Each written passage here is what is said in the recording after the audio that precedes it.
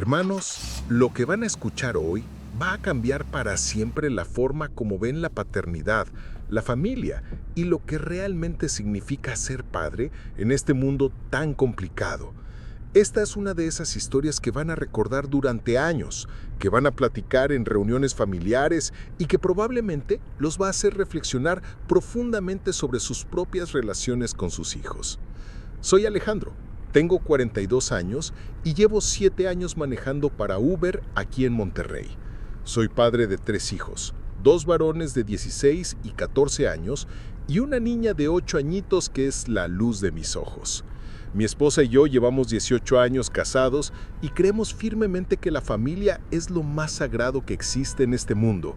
Por eso, cuando alguien sube a mi carro con problemas familiares graves, me afecta de una manera que no pueden imaginarse. Durante estos 7 años, manejando, he transportado absolutamente de todo. Madres desesperadas que van corriendo a hospitales porque sus hijos tuvieron accidentes terribles, padres quebrados que van a las delegaciones porque arrestaron a sus muchachos por drogas o pandillas, familias enteras mudándose a medianoche porque no pueden pagar la renta y los van a desalojar, abuelas llorando camino a velorios de nietos que murieron muy jóvenes. Pero hay algo muy especial en las historias de hijos perdidos que me rompe el corazón en pedazos. Porque como padre de 3, mi mayor miedo en la vida es perder a alguno de mis niños. Esa mañana, de viernes 15 de marzo, pensé que iba a ser un día completamente normal, rutinario, igual que cualquier otro. Jamás en mi vida imaginé que iba a ser testigo de la destrucción y reconstrucción completa de la vida de un hombre en apenas 3 horas. Jamás pensé que iba a presenciar cómo una sola llamada telefónica puede destruir 19 años de paternidad y al mismo tiempo enseñarte lo que realmente significa ser padre. Muchachos, si están curiosos por saber cómo una prueba de ADN puede cambiar la vida de una familia completa, dejen un like que me ayuda muchísimo y quédense hasta el final porque lo que van a escuchar los va a impactar de una manera que jamás esperarían. Esta historia tiene revelaciones que van a cuestionar todo lo que creen saber sobre la paternidad. Eran exactamente las 7:20 de la mañana, cuando me llegó la solicitud para recoger a alguien en la colonia del Valle, específicamente afuera de la Procuraduría General de Justicia de Nuevo León. Era bastante raro porque normalmente no hay mucho movimiento tan temprano en esa zona, especialmente un viernes. Pero la semana anterior había habido balaceras muy fuertes cerca del Cerro de la Silla por problemas entre bandas rivales, y todavía había mucha gente yendo todos los días a poner denuncias, a buscar familiares desaparecidos, a seguir casos que habían quedado sin resolver. El tráfico matutino en Monterrey a esa hora siempre está pesadísimo, especialmente en el centro de la ciudad donde convergen todas las avenidas principales. Gómez Morín estaba completamente saturado, igual que Constitución y Madero. Tuve que tomar calles secundarias para llegar a tiempo, navegando entre camiones urbanos que echaban humo negro, estudiantes universitarios corriendo para no llegar tarde a clases y trabajadores de maquiladoras esperando transporte en las paradas de autobús. Cuando finalmente llegué al edificio de la Procuraduría, que es una construcción gris e imponente que siempre me ha dado mala espina, vi inmediatamente un señor como de 50 años sentado completamente solo en las escaleras de concreto de la entrada principal. Vestía un traje gris que se veía bastante caro, probablemente de alguna tienda fina de San Pedro o Santa Catarina, pero estaba completamente arrugado, como si hubiera dormido con él puesto durante varios días seguidos.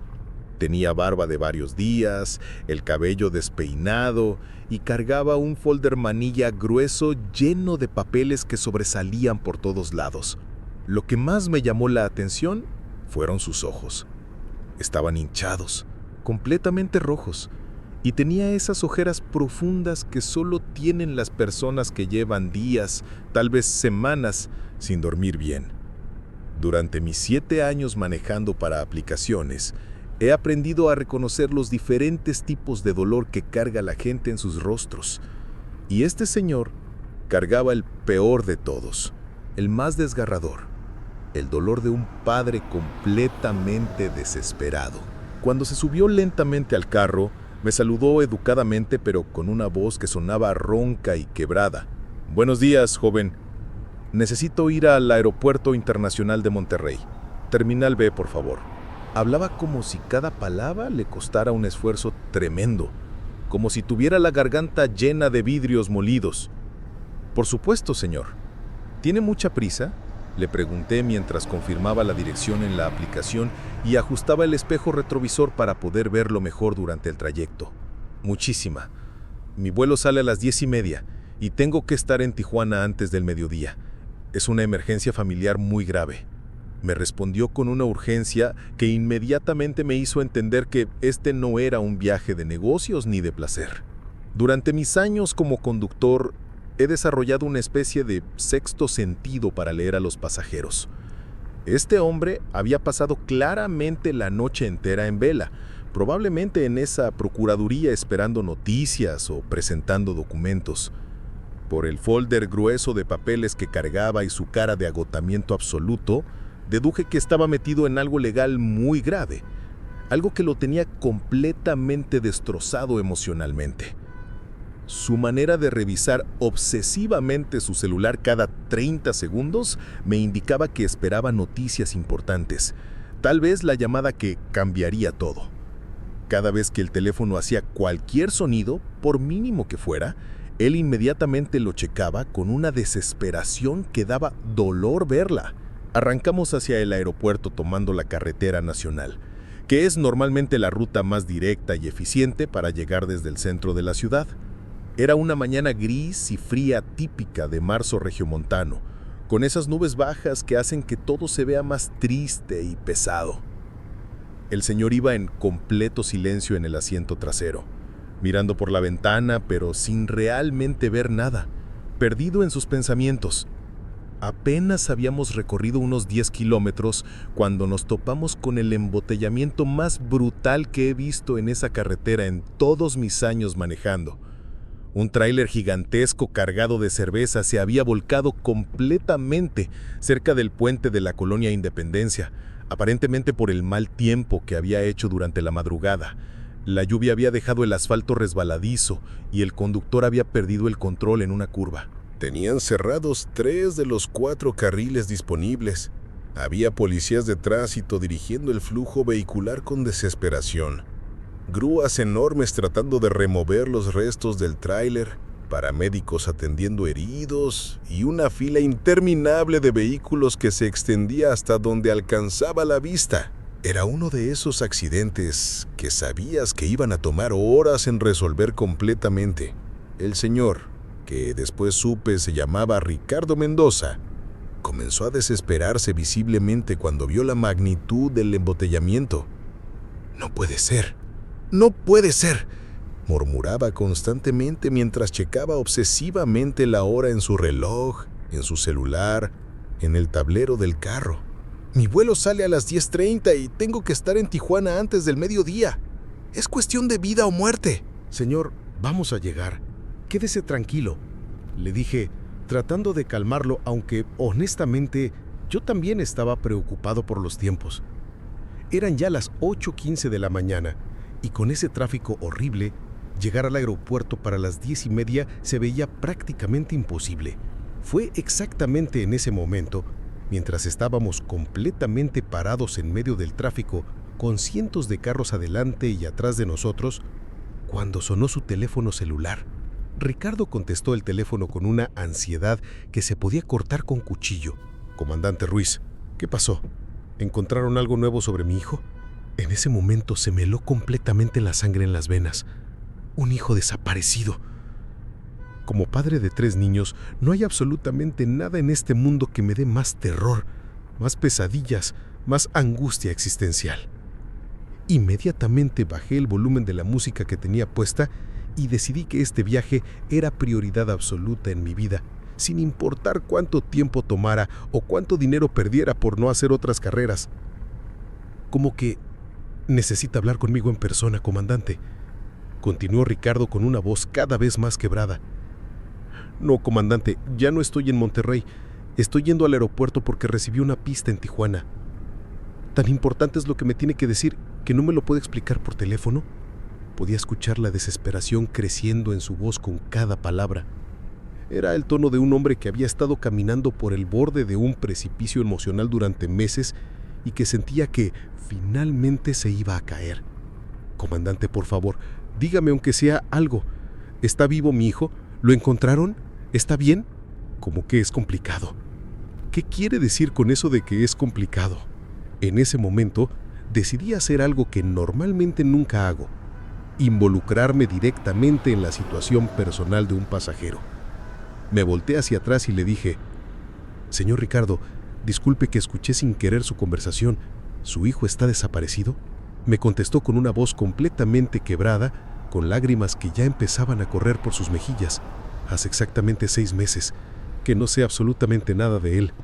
Se llama Sebastián, tiene 19 años recién cumplidos. Salió de la casa después de una pelea muy fuerte que tuvimos por su novia, por sus estudios, por todo, y nunca regresó a casa». Mi compadre, que es buena gente, inmediatamente entendió la gravedad de la situación y me dijo que nos esperara en el mostrador de Aeroméxico, que iba a ver qué podía hacer para conseguir un lugar en el vuelo de las 2:30 de la tarde. «Señor Ricardo, mi compadre nos va a ayudar. Pero ahora tenemos tiempo y quiero que me platique bien qué pasó con Sebastián. ¿Cómo era su relación antes de esa pelea? ¿Y qué tipo de pelea fue, si no es mucha indiscreción?». Le pregunté con genuina preocupación porque, como padre, sabía que a veces las peleas con hijos adolescentes pueden escalar de maneras que uno nunca espera. Una pelea horrible, de esas que uno lamenta para siempre. Sebastián me gritó que yo no entendía nada de su vida, que era un padre controlador y anticuado, que no era mi verdadero hijo de todas maneras, que se iba a largar para siempre. Y yo, como un estúpido, le grité de vuelta que, si eso pensaba, que se fuera y que no regresara hasta que madurara y respetara a su familia. Se quebró completamente al recordar esas palabras. Esas fueron las últimas palabras que nos dijimos, joven. Las últimas palabras entre padre e hijo fueron de puro odio, de puro resentimiento. Y desde entonces nada, ni una llamada, ni un mensaje, ni una señal de que estuviera vivo. En ese momento decidí compartir algo profundamente personal con él. «Señor Ricardo, yo tengo un hijo de 16 años. No me puedo ni imaginar lo que está pasando, pero quiero que sepa que no lo voy a dejar solo en esto. Somos padres y los padres nos cuidamos entre nosotros. ¿A dónde exactamente va en Tijuana?». Ricardo me explicó con detalle que 3 días antes había recibido una llamada anónima de alguien que le dijo que habían visto a un muchacho que coincidía con la descripción de Sebastián trabajando en una maquiladora cerca de la frontera con San Diego. Es la primera pista real, concreta, verificable que tengo en 6 meses de búsqueda desesperada. Por eso tengo que llegar sí o sí a Tijuana hoy. No me importa si tengo que volar, manejar o caminar, tengo que llegar. ¿Y qué le dice su instinto de padre? ¿Cree que es él? Le pregunté porque quería entender si realmente tenía esperanzas fundadas o si era otra pista falsa más. No lo sé, joven.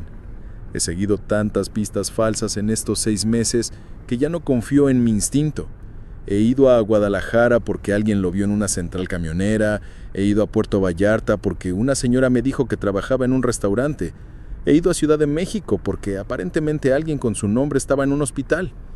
Todas fueron falsas alarmas que me destrozaron un poquito más cada vez. En ese momento tomé una decisión que jamás había tomado en mis 7 años como conductor de Uber. «Señor Ricardo, ¿qué hora dice que sale su vuelo?». «A las 10:30», me respondió. «Mire, son las 8:35 y con este tráfico del demonio no llegamos ni de broma. Pero tengo un compadre que trabaja en Aeroméxico que tal vez nos pueda ayudar a cambiar su boleto al siguiente vuelo disponible». Saqué mi teléfono y marqué a mi compadre Raúl mientras íbamos avanzando centímetro por centímetro en el tráfico. «Raúl, hermano, necesito un favor muy grande. Tengo aquí a un señor que necesita llegar urgentemente a Tijuana porque está buscando a su hijo desaparecido y su vuelo de las 10:30 ya no lo alcanza por el tráfico». Fue entonces cuando Ricardo comenzó a contarme la historia completa de su relación con Sebastián. Y puedo decirles que era hermosa. Me platicó cómo había estado presente en el parto, cómo había sido el primero en cargarlo cuando nació. cómo le había enseñado a caminar agarrándolo de las manitas en el patio de su casa, cómo habían pasado domingos enteros jugando fútbol en el parque, cómo lo había llevado a su primer día de escuela y se había quedado escondido afuera para asegurarse de que estuviera bien. Era un niño increíble, joven, inteligente, carismático, atlético. Jugaba fútbol muy bien, sacaba buenas calificaciones, tenía muchos amigos. Pero cuando llegó a la adolescencia, algo cambió. Se volvió rebelde, contestón, empezó a juntarse con muchachos que no me daban buena espina. ¿Y su mamá, su esposa, qué opinaba de todo esto?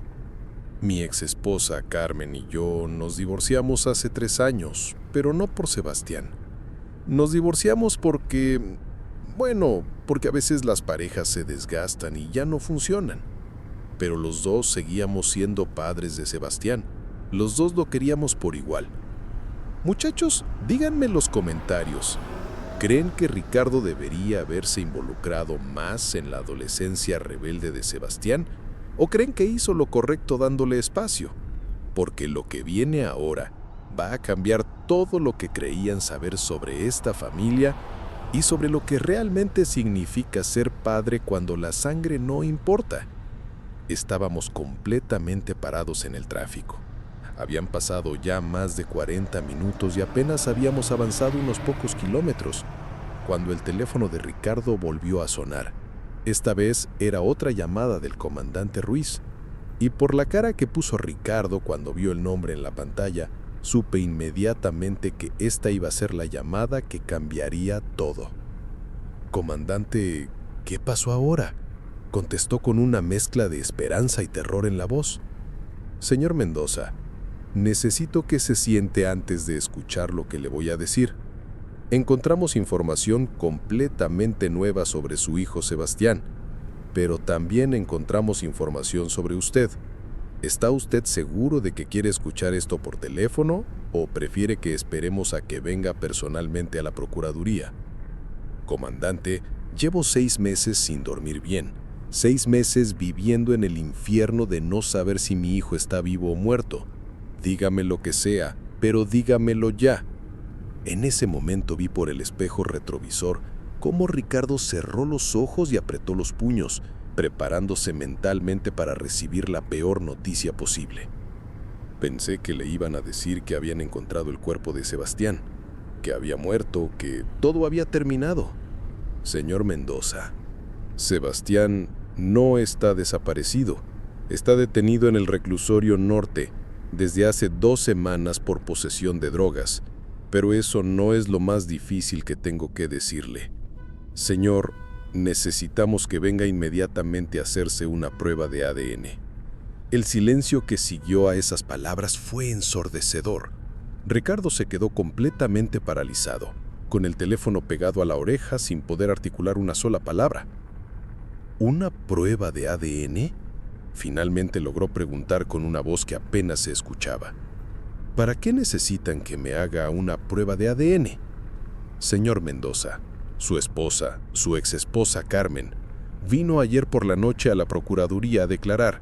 Necesitábamos localizarlo a usted como familiar más cercano de Sebastián para notificarle sobre su detención, pero cuando contactamos a Carmen, ella nos confesó algo que cambia completamente toda la situación.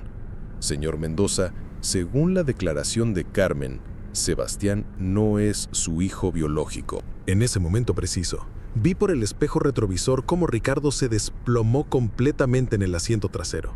Se quedó con la boca abierta, con los ojos desorbitados, y comenzó a hacer un sonido que jamás olvidaré mientras viva.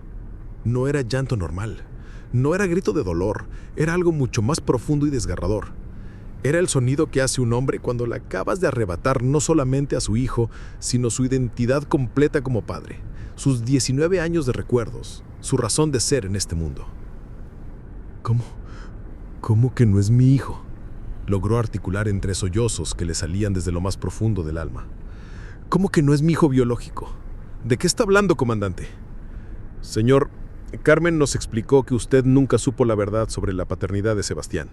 Según su declaración, Ella decidió mantener el secreto durante todos estos años porque consideraba que usted era mejor padre que el padre biológico real. La línea se cortó en ese momento porque Ricardo simplemente colgó el teléfono. Se quedó ahí sentado, completamente destruido, mirando el vacío, procesando la información que acababa de cambiar toda su vida en cuestión de segundos. En ese momento tomé la decisión más importante de mi vida como conductor de Uber. Me hice completamente a la orilla de la carretera nacional, puse las luces intermitentes para alertar a los otros conductores, apagué el motor y me volteé completamente para ver a Ricardo directamente a los ojos. «Señor Ricardo, míreme bien», le dije con una firmeza que no sabía que tenía. Yo no sé si Sebastián es su hijo de sangre o no, y honestamente me vale absolutamente madres lo que diga cualquier prueba de ADN. Lo que sí sé es que usted es su papá. Los papás no se hacen en una cama durante 5 minutos, señor. Los papás se hacen en el día a día, durante años y años de amor, de cuidado, de sacrificio. Ricardo me miraba con lágrimas corriendo por toda la cara, sin poder hablar, pero escuchando cada palabra que le decía. «¿Usted lo cuidó cuando estaba enfermo de bebé?», le pregunté directamente. «Sí», sollozó con una voz quebrada. «¿Usted le enseñó a manejar bicicleta cuando tenía 5 años?» «Sí». «¿Usted se desveló noches enteras cuando tenía fiebre alta?» «Sí». «¿Usted lo llevó a sus primeros días de escuela?» «Sí». «¿Usted le enseñó a manejar automóvil cuando cumplió 18 años?» «Sí». ¿Usted se desveló 6 meses completos buscándolo cuando desapareció?» «Sí». «Entonces usted es su papá, señor Ricardo. Punto y se acabó. No me importa lo que diga ninguna pinche prueba de ADN. No me importa lo que haya pasado hace 20 años entre su exesposa y otro hombre. Usted es el papá de Sebastián porque se ganó ese título día tras día durante 19 años. En ese momento decidí contarle algo muy personal sobre mi propia vida. «Señor Ricardo, mi papá tampoco era mi papá biológico.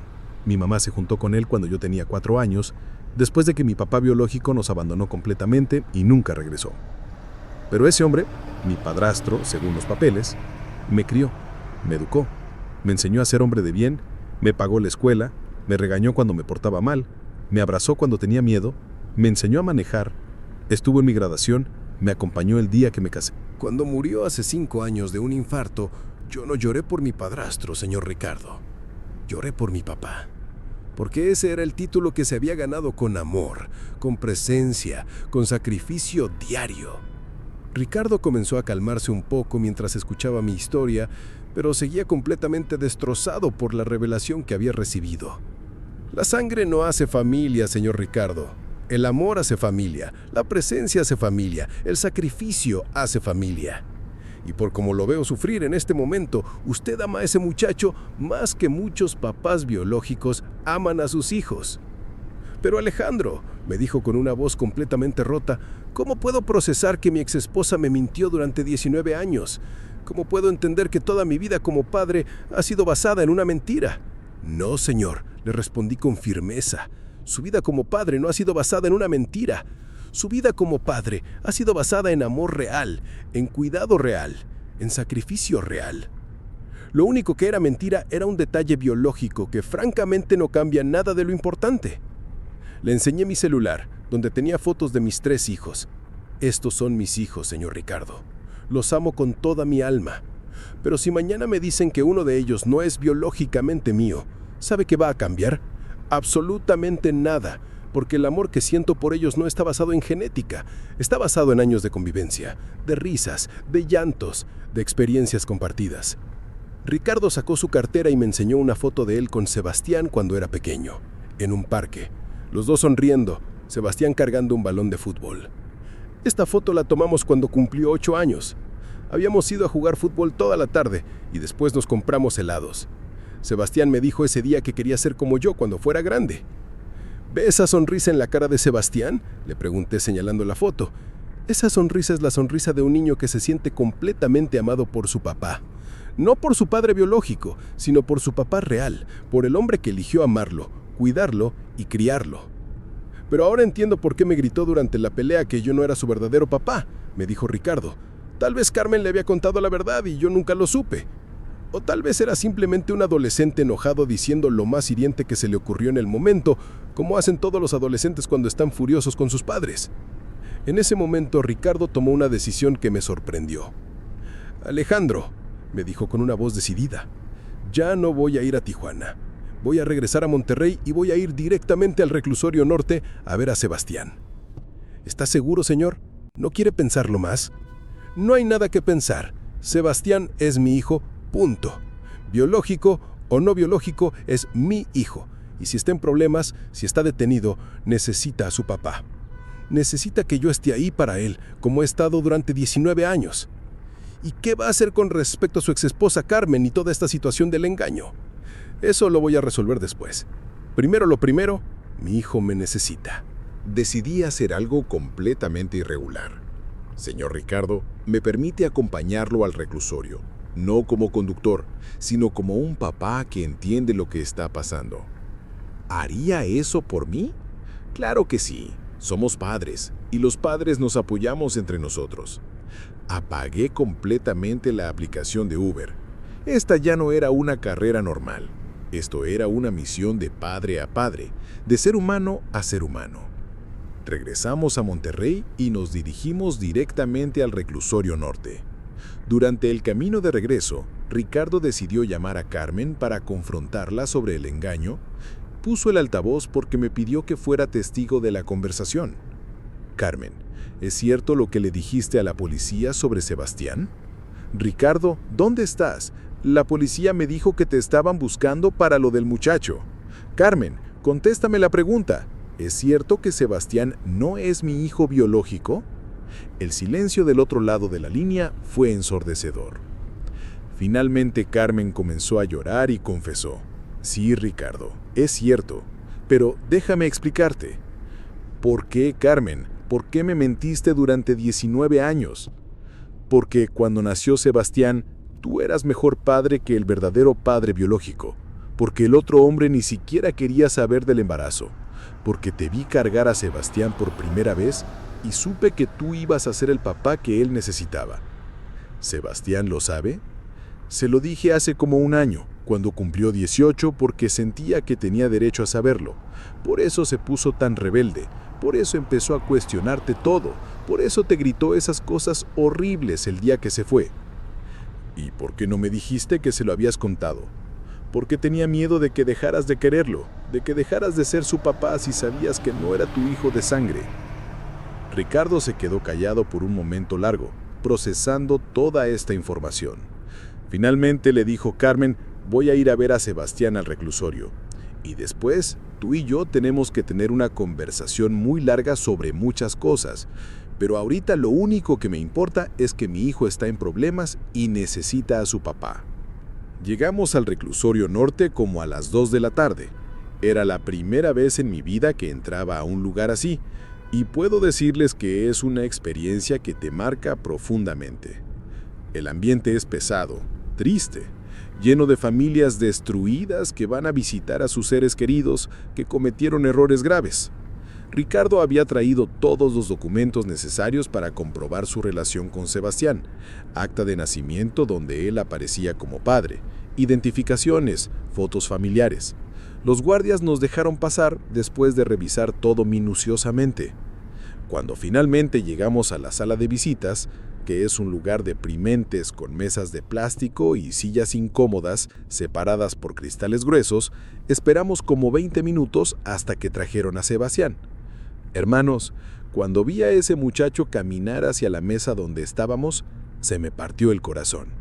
Era obvio que era hijo de Ricardo, no por genética, sino por gestos, por la manera de caminar, por expresiones faciales que había aprendido durante 19 años de convivencia. La sangre no determina el parecido familiar, la convivencia sí. No hay nada que perdonar, mijo.